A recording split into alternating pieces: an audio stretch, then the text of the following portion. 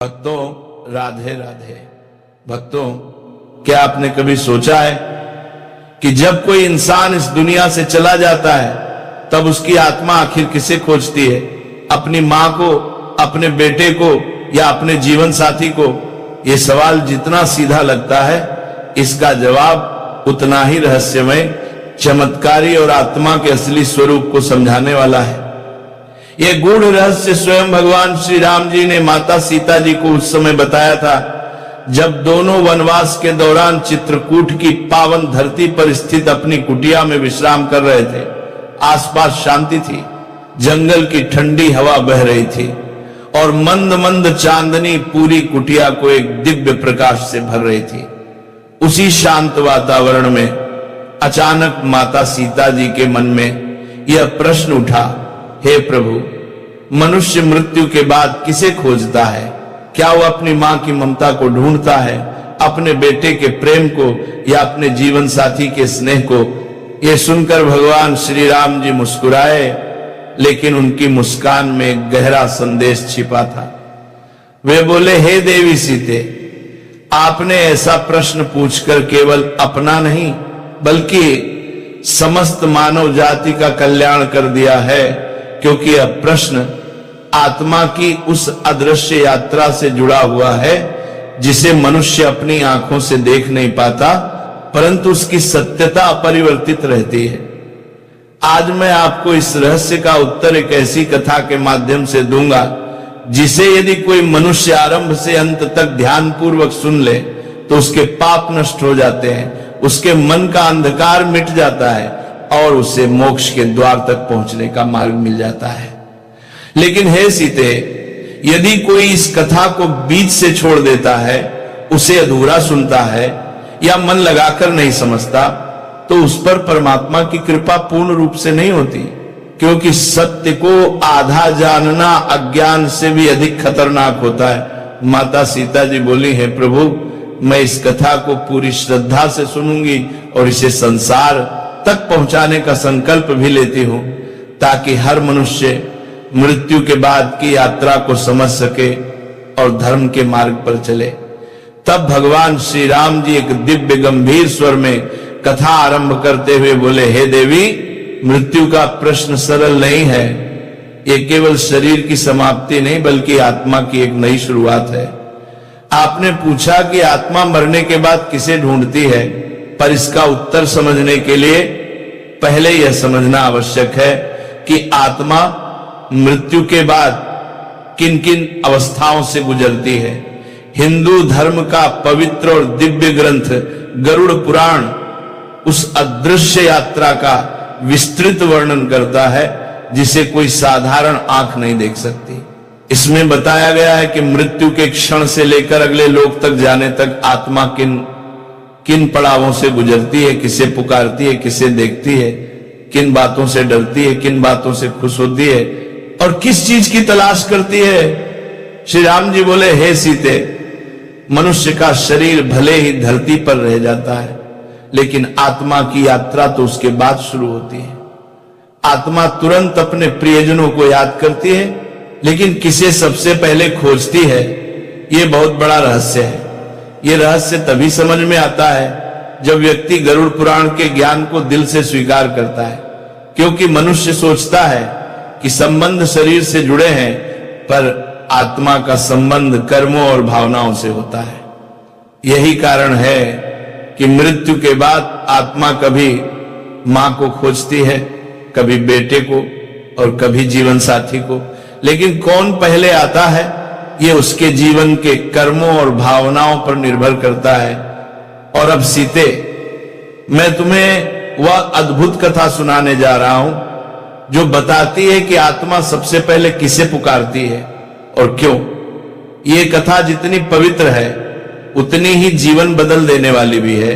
भक्तों, गरुड़ पुराण के अनुसार आत्मा मरने के बाद कहां जाती है, किसे खोजती है और किन रहस्यमय अवस्थाओं से होकर गुजरती है, यह सब कुछ मनुष्य के जीवन भर के कर्मों, उसके संस्कारों, उसकी इच्छाओं और मृत्यु के समय की मानसिक व आध्यात्मिक स्थिति पर निर्भर करता है। भगवान श्री राम जी माता सीता को समझाते हुए कहते हैं, हे देवी, आज मैं तुम्हें वह दिव्य रहस्य बताने जा रहा हूं जिसे सुनकर मनुष्य की मृत्यु का भय मिट जाता है और जीवन का अर्थ स्पष्ट हो जाता है। हे सीते, आत्मा की यात्रा शुरू होती है वहीं से जहां शरीर का अंत होता है। मृत्यु का क्षण जितना दुखद लगता है उतना ही गहरा आध्यात्मिक रहस्य उसमें छिपा होता है। जैसे जैसे जीवन की डोरी कमजोर होने लगती है वैसे वैसे मनुष्य को सूक्ष्म संकेत मिलने शुरू हो जाते हैं। कभी ऐसा लगता है कोई अदृश्य शक्ति उसे पुकार रही है, कभी ऐसा लगता है जैसे कोई पुरखा, कोई पूर्वज, कोई दिव्य रूप सामने खड़ा है। शरीर धीरे धीरे भारी होने लगता है, पैरों से शुरू होकर एक ठंडक ऊपर की ओर बढ़ती है, सांस कभी तेज होती है, कभी बहुत धीमी, और जैसे ही जीवन की अंतिम लौ बुझने लगती है उसी क्षण आत्मा एक तीव्र ऊर्जा तरंग के साथ शरीर से बाहर निकल जाती है, लेकिन उसे इसका पता भी नहीं चलता। उसे लगता है कि वह अभी भी जीवित है। वो अपने परिवार वालों को देखती है, उनके रोने की आवाजें सुनती है, उनके हाथ पांव पटकने की आवाजें सुनती है, लेकिन वह समझ नहीं पाती कि वे उसे क्यों नहीं देख पा रहे। आत्मा अपने प्रियजनों को रोकना चाहती है, कहना चाहती है मैं यही हूं, रो मत, लेकिन उसका स्वर शून्य में खो जाता है। आत्मा घबराकर हवा में कांपती है, कभी दरवाजे हिलाती है, कभी खिड़की की ओर बहती है, कभी किसी सदस्य के सपने में जाकर सांत्वना देती है कि मैं ठीक हूं। यह आत्मा के भ्रम की अवस्था है, क्योंकि आत्मा को नया शरीर नहीं मिलता पर पुरानी दुनिया छोड़ने का भय बना रहता है। जो लोग जीवन में सज्जन, सत्यपरायण, दयालु और धर्मशील होते हैं उनकी आत्मा शरीर से आसानी से निकल जाती है, बिना भय, बिना दर्द। पर जिनके पाप अधिक होते हैं, जो लोभ, मोह और क्रोध में डूबे रहते हैं, उनकी आत्मा के अलग होने का क्षण बहुत पीड़ादायक होता है। इसके बाद शरीर ठंडा पड़ जाता है, आंखें स्थिर हो जाती हैं और सांसें थम जाती हैं। लेकिन आत्मा अभी भी सोचती है कि शायद ये कोई सपना है। घर में रोने की आवाजें बढ़ने लगती हैं तो आत्मा बेचैन होकर उनसे बात करना चाहती है, लेकिन वो केवल हवा में तड़पती रहती है। तभी भगवान श्री राम आगे कहते हैं, हे सीते, जब आत्मा शरीर से अलग होकर इस भ्रम के संसार में भटक रही होती है, तभी एक अदृश्य क्षण आता है जब उसे महसूस होता है कि कोई शक्तिशाली ऊर्जा उसके करीब आ रही है। आत्मा डरती भी है और आकर्षित भी होती है। यही वह समय होता है जब मृत्यु के देवता यमदूत प्रकट होते हैं। परंतु याद रखो, यमदूत हर आत्मा के लिए एक जैसे नहीं होते।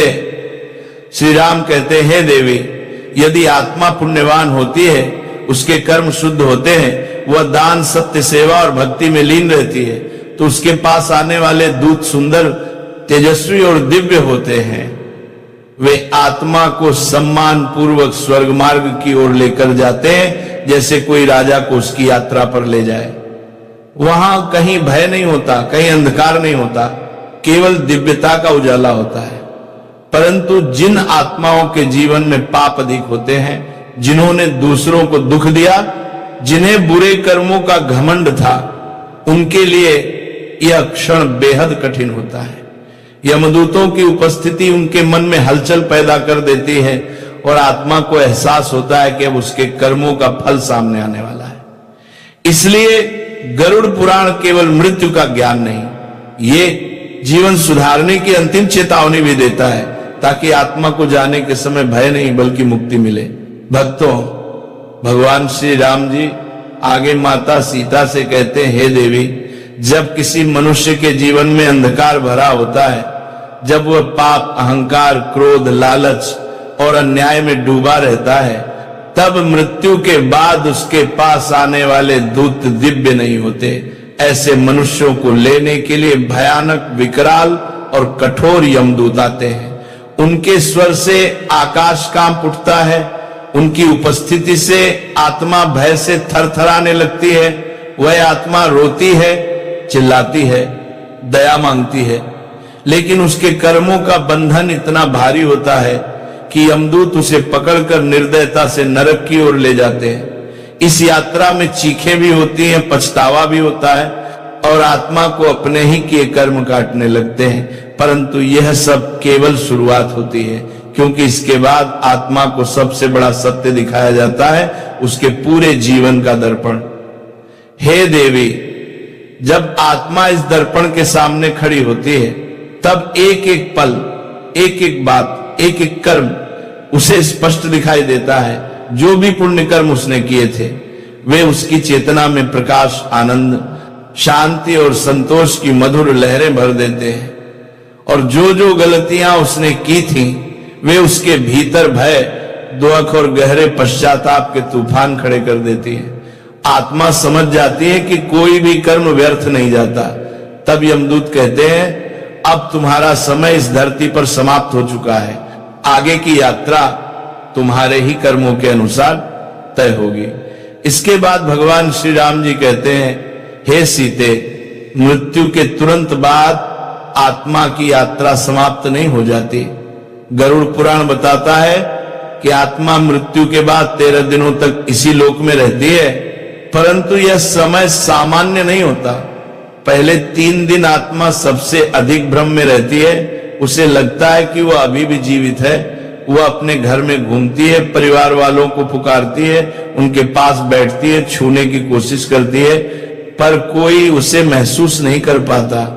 यदि मृत्यु अचानक या दुखद हो तो आत्मा बेचैनी, डर और दर्द से घिरी रहती है। चौथे दिन से आत्मा को धीरे धीरे सत्य का बोध होने लगता है। वह समझने लगती है कि अब वह शरीर का भाग नहीं है। यदि परिवार धार्मिक विधि विधान से क्रियाएं करता है, दीपक जलाए जाते हैं, मंत्र पढ़े जाते हैं, पिंडदान किया जाता है, तो आत्मा को राहत मिलती है, जैसे उसके बोझ धीरे धीरे हल्के हो रहे हो। परंतु जिनकी इच्छाएं अधूरी रह जाती हैं, जिनका मन मोह में अटका होता है, उनकी आत्मा अशांत रहती है, इधर उधर भटकती रहती है। कभी सपने में आकर संदेश देती है, कभी घर में हल्की हवा, अचानक सुगंध या दीपक का बुझना जलगना जैसे संकेत छोड़ती है। हे देवी, ये आत्मा की मौन पुकार होती है, मुझे याद करो, मुझे शांति दो। 7वें से 10वें दिन तक आत्मा के भीतर एक नई समझ जन्म लेती है। वह पृथ्वी से अपने बंधन ढीले होते महसूस करती है और 13वें दिन पिंडदान और श्राद्ध जैसे पवित्र कर्म उसके अगले लोक का द्वार खोलते हैं। जिस आत्मा ने जीवन में धर्म और पुण्य कमाया होता है, उसे देवदूत प्रकाश मार्ग से स्वर्ग की ओर ले जाते हैं, और जिसने पापों का बोझ उठाया होता है उसे यमदूत न्याय के मार्ग से नरक की ओर ले जाते हैं। फिर भगवान श्री राम जी कहते हैं, हे सीते, आत्मा मृत्यु के बाद भी संकेत देती है। जब आत्मा मोह में बंधी होती है तो वह अपने प्रियजनों तक संदेश पहुंचाने की कोशिश करती है। कभी सपने में आकर, कभी कमरे में अचानक हवा चलाकर, कभी घर में मनमोहक सुगंध फैलाकर, कभी किसी वस्तु को हिलाकर। ये सब डराने के लिए नहीं होता, बल्कि ये बताने के लिए होता है कि आत्मा अभी पृथ्वी से पूरी तरह मुक्त नहीं हुई है। गरुड़ पुराण कहता है कि शरीर तो मृत्यु के साथ छोड़ दिया जाता है, परंतु चेतना बनी रहती है, और यही चेतना आत्मा को उसके अगले लोक तक ले जाती है। भक्तों, भगवान श्री राम जी माता सीता को आगे समझाते हुए कहते हैं, हे देवी, आत्मा जब देह से अलग हो जाती है तब वह एक अत्यंत सूक्ष्म अवस्था में प्रवेश करती है, जहां वह अपने परिवार को साफ साफ देख सकती है, उनकी बातें सुन सकती है, उनके रोने धोने को महसूस कर सकती है, लेकिन बोल नहीं पाती, क्योंकि अब उसके पास शरीर के वे साधन नहीं होते जिनसे ध्वनि निकलती है। आत्मा सिर्फ चेतना होती है, न स्वर, न स्पर्श, न देह, केवल अनुभव और ऊर्जा। इसीलिए जब आत्मा की भावना गहरी होती है, जब किसी से उसका प्रेम अधूरा होता है, जब कोई संदेश देना जरूरी होता है, तब वह बिना बोले ही संवाद करना शुरू कर देती है। कभी वह स्वप्न के माध्यम से आती है, कभी अचानक एक मीठी दिव्य सुगंध बनकर कमरे में फैल जाती है, कभी पंखे, बल्ब या कोई वस्तु अचानक अपने आप बंद चालू होने लगती है। ये डराने के लिए नहीं, बल्कि मैं यहां हूं कहने का मौन संकेत होता है। हे देवी, मोक्ष का अर्थ यही है जब आत्मा अपने सारे बंधन, सारे भय, सारे कर्मों के फलों को छोड़कर परमात्मा में पूरी तरह विलीन हो जाती है। वह फिर न लौटती है, न भटकती है, न संकेत देती है। यह आत्मा की सबसे ऊंची अवस्था है। परंतु जो आत्माएं स्वर्ग या नरक जाती हैं, वे अपने अपने कर्मों का फल भोगती हैं और पृथ्वी के कार्यों में हस्तक्षेप नहीं करती। लेकिन जो आत्माएं अधूरी इच्छाओं में बंध जाती हैं, जो अपने परिवार के लिए चिंता छोड़ नहीं पाती, जो अचानक मृत्यु के कारण भ्रम और पीड़ा में फंस जाती हैं, वे कभी कभी संकेत देकर सहायता चाहती हैं। गरुड़ पुराण बताता है कि हमारे पितृ यानी हमारे पूर्वज पितृलोक में निवास करते हैं। जब वंशज श्रद्धा से पिंडदान और श्राद्ध करते हैं तो पितृ प्रसन्न होकर आशीर्वाद देते हैं, और यदि परिवार पर कोई संकट आने वाला हो, कोई गलती होने वाली हो, कोई दुख सामने हो, तो पितृ आत्माएं स्वप्न में संकेत देती हैं या अंतर्मन में हल्की संकट की चेतावनी देती हैं। बहुत लोग बताते हैं कि जब वे किसी बड़े हादसे से बचे, जब अचानक उन्हें किसी अदृश्य शक्ति का संरक्षण महसूस हुआ, तो वो कोई देवता नहीं बल्कि उनके ही पितरों की आत्माएं थी जो कठिन समय में उनकी रक्षा करती रही। हे देवी सीता, जब घर में श्राद्ध, पिंडदान, हवन या धार्मिक पाठ होता है तो आत्माएं प्रसन्न होकर उस घर में दिव्य ऊर्जा भर देती हैं, मानसिक शांति आती है, भय दूर होता है, घर परिवार में समृद्धि बढ़ती है। आत्माएं केवल स्वप्न में ही नहीं बल्कि विचारों के माध्यम से भी संवाद करती हैं। कभी किसी निर्णय में मन अचानक सही गलत का संकेत दे दे, कभी कोई अनजाना डर रोक दे, कभी कोई मधुर अनुभूति आगे बढ़ा दे। ये सब सूक्ष्म संवाद हैं जिनमें प्रेम भी छिपा होता है। प्रेम चेतावनी भी और आशीर्वाद भी। भगवान श्री राम जी कहते हैं, हे सीते, आत्माओं को प्रसन्न रखने, उन्हें सम्मान देने और उन्हें शांति देने के लिए मनुष्य को हर वर्ष पितृपक्ष में श्रद्धा और पिंडदान करना चाहिए। गरुड़ पुराण, पितृ स्तोत्र और महामृत्युंजय मंत्र का पाठ करना चाहिए। गरीबों को भोजन और दान देना चाहिए। इससे न सिर्फ पितृ आत्माएं प्रसन्न रहती हैं बल्कि परिवार की रक्षा भी करती हैं। लेकिन हे देवी, जो आत्माएं अत्यधिक अधूरी इच्छाओं में फंसी रहती हैं, जो दुख और मोह में बंधी होती हैं, वे कभी कभी बेचैन और खतरनाक भी हो जाती हैं, और उन्हें शांति दिलाने के लिए विशेष पूजा पाठ, मंत्र जाप और दान की आवश्यकता होती है ताकि उनका कष्ट समाप्त हो जाए और वे अपने अगले लोक की ओर बढ़ सके। भक्तों, भगवान श्री राम जी माता सीता से आगे कहते हैं, हे देवी सीते, क्या कभी आपको ऐसा महसूस हुआ है कि जब जीवन में सब कुछ बिखर रहा होता है, जब रास्ते बंद होने लगते हैं, जब मन निराशा के अंधेरे में डूब जाता है, तभी अचानक किसी अदृश्य शक्ति का हाथ आपको संभाल लेता है? कभी कोई रास्ता अपने आप खुल जाता है, कभी कोई बुरा घटना टल जाती है, कभी कोई सही निर्णय अचानक मन में उतर आता है। हे सीते, ये संयोग नहीं होता, ये हमारे पूर्वजों की आत्माओं का मार्गदर्शन होता है। कभी परमात्मा का संकेत होता है तो कभी हमारे अपने अच्छे कर्मों की उजली छाया होती है। इन्हीं दिव्य संकेतों के बाद भगवान श्री राम जी आत्मा के सबसे गहरे प्रश्न पर बात करते हैं। हे देवी, मनुष्य मरने के बाद आत्मा किसे खोजती है? अपनी मां को, अपने बेटे को, अपने पति को या अपनी पत्नी को? यह प्रश्न जितना भावुक है उतना ही रहस्य और आध्यात्मिक गहराई से भरा हुआ है। गरुड़ पुराण, ब्रह्म वैवर्त पुराण और कई संतों की वाणी में इसका उत्तर मिलता है। आत्मा शरीर छोड़ने के बाद सबसे पहले उसी संबंध को खोजती है जिसके साथ उसका सबसे गहरा मोह होता है। ध्यान रहे, ये मोह रिश्ते के नाम से नहीं बल्कि भावना की गहराई से जुड़ा होता है। यदि किसी व्यक्ति का अपनी मां से अत्यंत प्रेम था अधूरा, गहरा, भावनात्मक तो आत्मा सबसे पहले मां को ही खोजती है, चाहे मां जीवित हो या दिवंगत। यदि जीवन भर किसी संतान के प्रति चिंता, लगाव या अधूरी जिम्मेदारी रही हो तो आत्मा अपने बच्चे के आसपास भटकती है, कभी स्वप्न में आती है, कभी हवा के रूप में स्पर्श देती है, कभी घर में उपस्थिति का आभास कराती है। यदि पति पत्नी के बीच प्रेम अधूरा रह गया हो, अचानक मृत्यु ने उन्हें अलग कर दिया हो, तो आत्मा अपने प्रिय जीवन साथी को खोजती रहती है, उसकी पीड़ा को महसूस करती है, उसके दुख में साथ होती है। आत्मा न नाम से पहचानी जाती है, न रूप से। वह केवल भावनाओं, संस्कारों और अधूरी इच्छाओं की ऊर्जा होती है। जहां प्रेम गहरा होता है, जहां पीड़ा अधूरी होती है, जहां किसी बात का बंधन टूटता नहीं, आत्मा वहीं खींची चली जाती है। हे सीते, इसे एक उदाहरण से समझो। एक मां जो अपने छोटे बच्चे को दुनिया में छोड़कर चली गई, वो आत्मा बार बार उसके सपनों में आती है, उसकी रक्षा करती है, उसे संकेत देती है कि मैं यहीं हूं, चिंतित मत हो।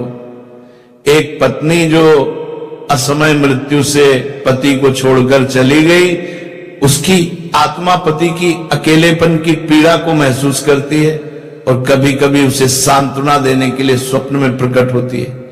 एक वृद्ध व्यक्ति जो जीवन भर मां की ममता तरसता रहा, उसकी आत्मा मृत्यु के बाद भी उसी ममता को खोजती है। इस प्रकार आत्मा मां, बेटा, पति, पत्नी, इनमें से किसी भी रूप में उसी को खोजती है जिसके साथ उसका सबसे गहरा भावनात्मक बंधन रहा हो। जहां प्रेम सच्चा होता है, जहां संबंध अधूरा होता है, जहां मन का दर्द दबा होता है, आत्मा वही खींची जाती है। भक्तों, अंत में भगवान श्री राम जी कहते हैं, हे देवी सीते, आज जो रहस्य आपने सुना, यदि इसने आपके हृदय को छुआ है, यदि इससे आपके मन में ईश्वर के प्रति श्रद्धा और आत्मा के प्रति समझ बढ़ी है, तो इसे अपने परिवार, अपने मित्रों, अपने प्रियजनों तक पहुंचाना ही इस ज्ञान का सच्चा फल है। क्योंकि यह ज्ञान केवल कहानी नहीं, बल्कि मानव जाति के कल्याण का द्वार है। आत्मा के इस रहस्य को जो भी सच्चे मन से समझ लेता है, उसके जीवन से भय मिट जाता है, भ्रम दूर हो जाता है और मोक्ष का मार्ग स्पष्ट होने लगता है। हे भक्तों, इसी के साथ यह दिव्य कथा समाप्त होती है।